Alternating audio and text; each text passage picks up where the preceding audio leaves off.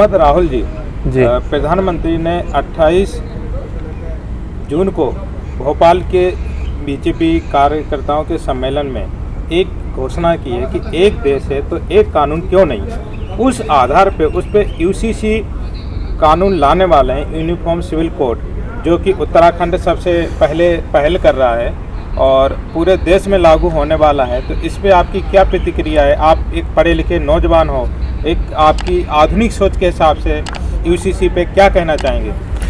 मेरा कहने का तर्क इतना ही है, अगर यूसीसी लाना चाहते हो आप तो इसमें आपका पॉलिसी क्या है?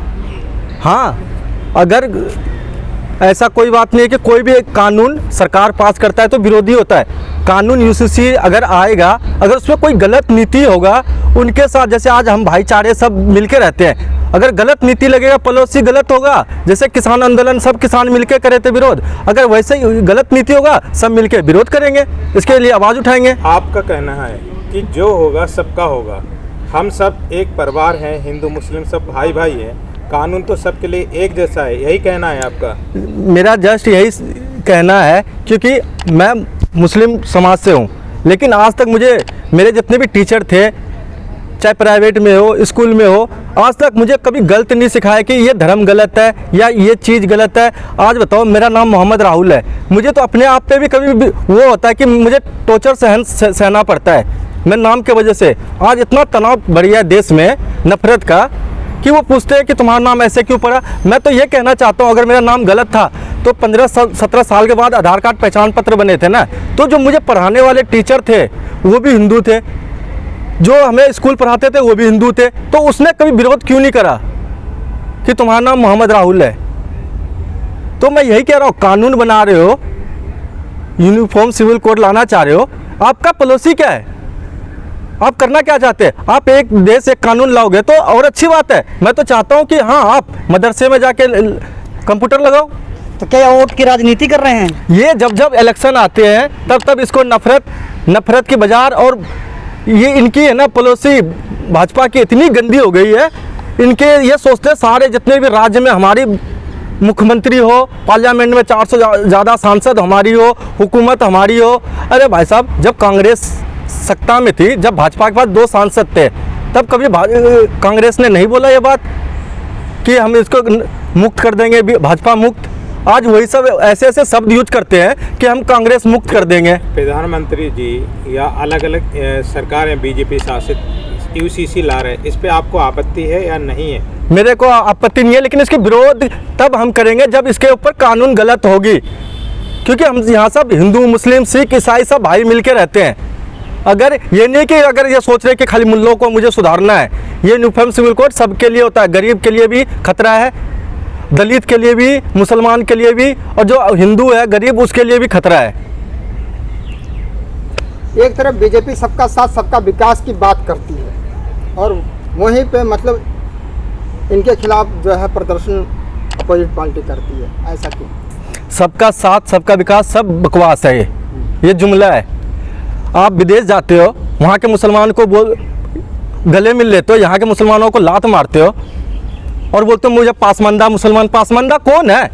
यानी आपके पास जो भ्रष्टाचारी चला जाए वो पासमानदा हो जाता है, जो आपके जाके आपके चरणों में बैठ जाए तो वो पासमानदा हो जाए। अगर यही आज के डेट में कोई टीका लगा के कोई अगर कांग्रेस का भक्त निकले तो वो हिंदू नहीं होता। ये नफरत की बाजार लगा रहे हैं हमारे हिंदुस्तान में। आज से बताओ, क्या आज़ादी में मुसलमान का रोल नहीं था? क्या हिंदू का, सिख का, ईसाई का, आदिवासी का, जो धर्म को नहीं मानता है उसका भी अधिकार है, उसने भी साथ दिया हमारी आज़ादी में। आपको जैसे आप युवा हैं, आपको अभी कितने सालों में अनुभव हुआ कि आपके साथ भेदभाव हो रहा है, आपको एक धर्म के नाम पे टॉर्चर किया जा रहा है? कितने सालों से अनुभव हुआ? जी, पहले तो कांग्रेस के शासन चलते थे तो उतना जो महंगाई तो देखो चलते रहता है, वो तो कभी बजट चढ़ता है कभी उतरता है।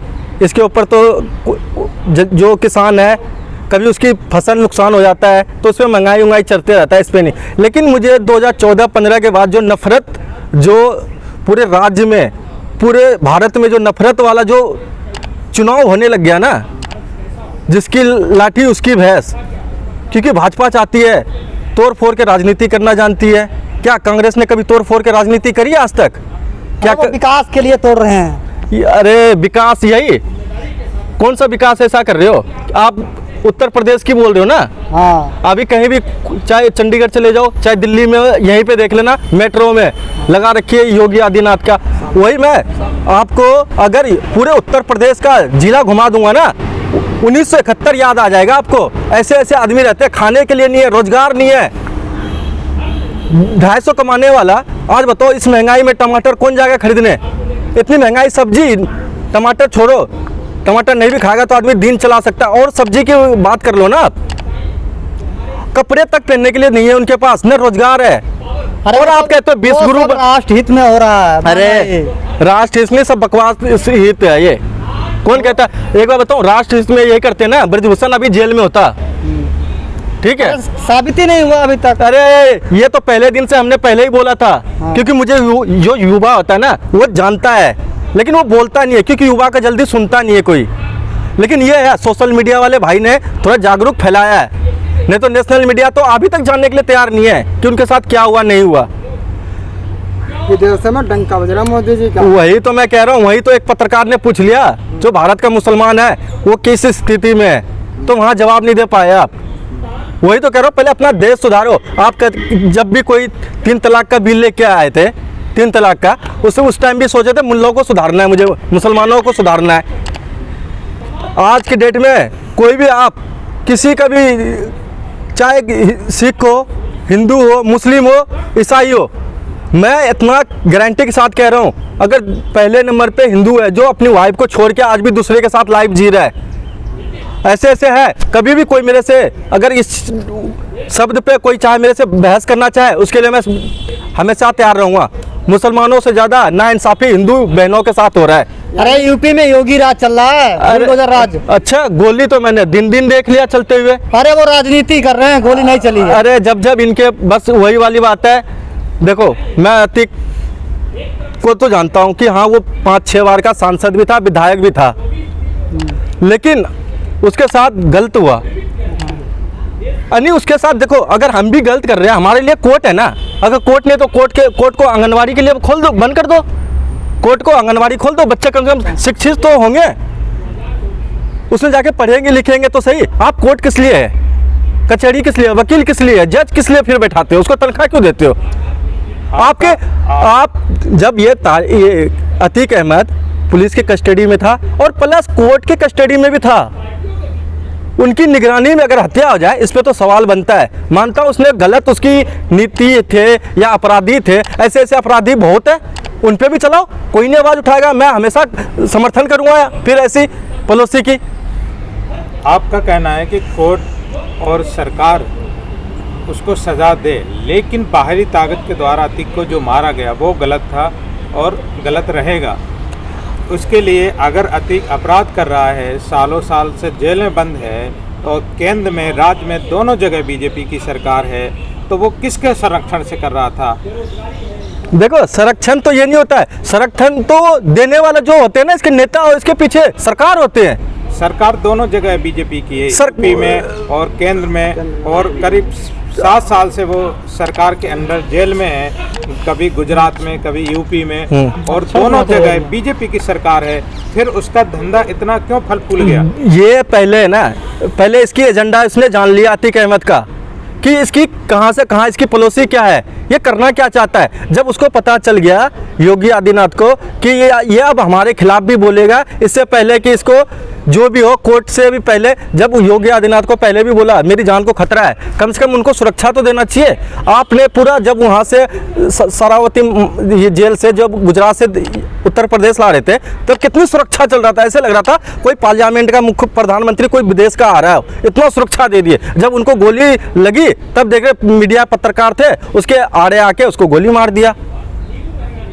आप दिल्ली में रहते हैं राहुल जी, दिल्ली में जो जगह जगह यमुना के आसपास, लाल किला के आसपास बाढ़ है, उस पे केंद्र और राज्य सरकार दोनों आरोप एक दूसरे पे लगा रहे हैं, जनता बीच में फंसी हुई है, किसको जिम्मेदारी लेनी चाहिए? ये देखो, मैं बता दूं, एक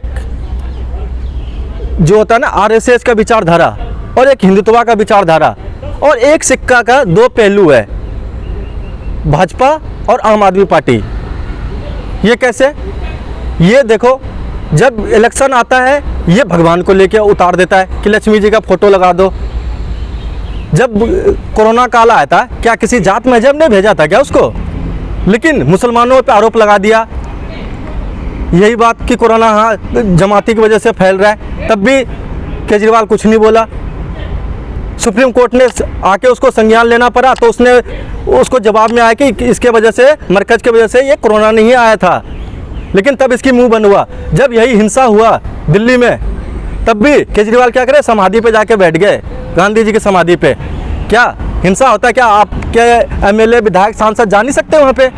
3 दिन तक चलता रहा कंटिन्यू। यही है कि बाढ़, पानी, फ्रिज जो होते हैं ये कुदरत की होती है, लेकिन इसमें है ना 8 साल से 9 साल से अभी देख लो आप, एक भी ऐसा विकास नहीं हुआ है कि लगे कि दिल्ली वाले को कुछ खुशहाल हुआ है। हाँ, मैं गर्व करता हूँ, जब शीला दीक्षित की सरकार था उस टाइम स्कूल का काम हुआ, हॉस्पिटल जितने भी बनाए उसने काम करे, सारे जितने भी बस की सेवा थे, ये बस लाने का काम किसका था? मेट्रो भी जितना भी अलग अलग जगह गए भेजने का काम करा, हर इलाके में किसका था? कांग्रेस का पॉलिसी था। लेकिन आम आदमी पार्टी जो केजरीवाल है ये छोटा रिचार्ज है। अगर केंद्र सरकार हानिकारक है ना देश में, वहीं दिल्ली की सरकार कैंसर है, दिल्ली सरकार।